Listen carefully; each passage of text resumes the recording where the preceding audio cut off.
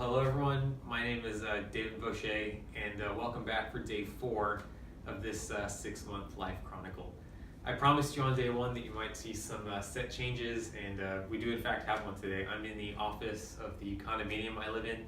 My wife is on vacation, and it turns out that the office/studio that you're used to seeing is also the bedroom. So it gives you an idea of the size of where we live. I don't want to bother her. And I've got a busy day, which I'm gonna cover, so I had to get this squeezed in now. And also, this is a fake tree that's next to me, and you can see that in Houston it's still so cold that we even bring the fake trees in. So there you go. So as usual, I want to ask you, how have you taken your baby step? How's that going? Do you feel like your motivation to do more has gone up? Has it become easier taking these baby steps?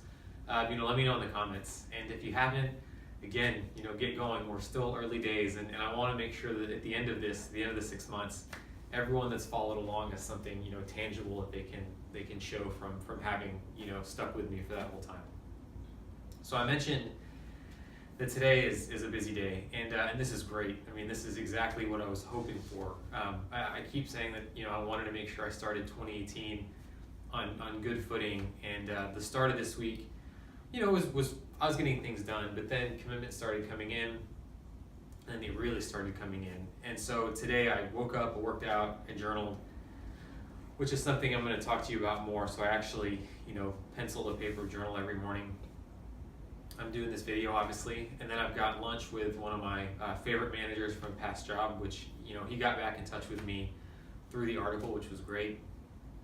Then after that, I've got a pitch meeting for what I hope is going to be my first paying engagement. So this is one of the projects I've been telling you about, and I'm really excited to see what tomorrow's video turns out like, because I should have some indication of whether this is going forward or not. So I'm staying positive, but that's really big. That meeting's in downtown Houston, and I think, so I've got another event afterwards, which is a watch meetup. So I love mechanical watches, and you'll hear me mention it a couple times, just for the design and the mechanical aspect, since I was a mechanical engineer in college. And it's a great kind of networking, so it's just, making friends over a shared interest, so I'm really looking forward to that.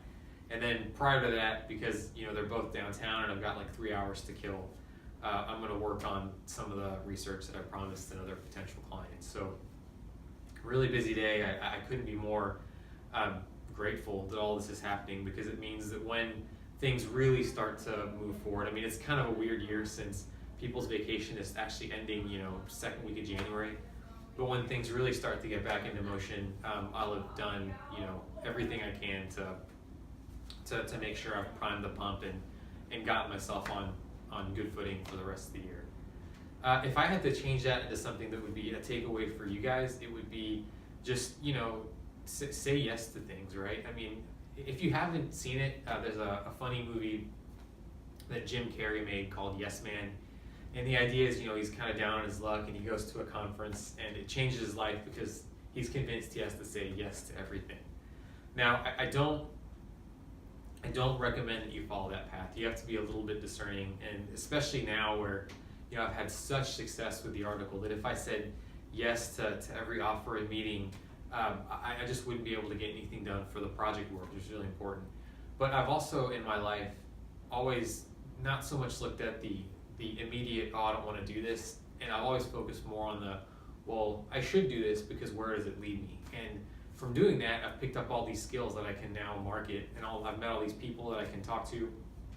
So I would say that in your life, keep track of how many times you're consciously saying no or yes, right? And I wouldn't say yes to everything, but if on balance you can have more yeses than more nos, I think you'll be very surprised with the places that leads you, even if they're not immediately present right in front of you. So I would encourage you, if you're kind of used to just staying in, and you don't have always the energy to get out and do something, I get it. But the difference between those who progress and those who don't is that the ones who do progress kind of overlook that short-term discomfort, push themselves outside of their comfort zone, and they end up growing as a result. So say yes more than you say no, and good things will happen.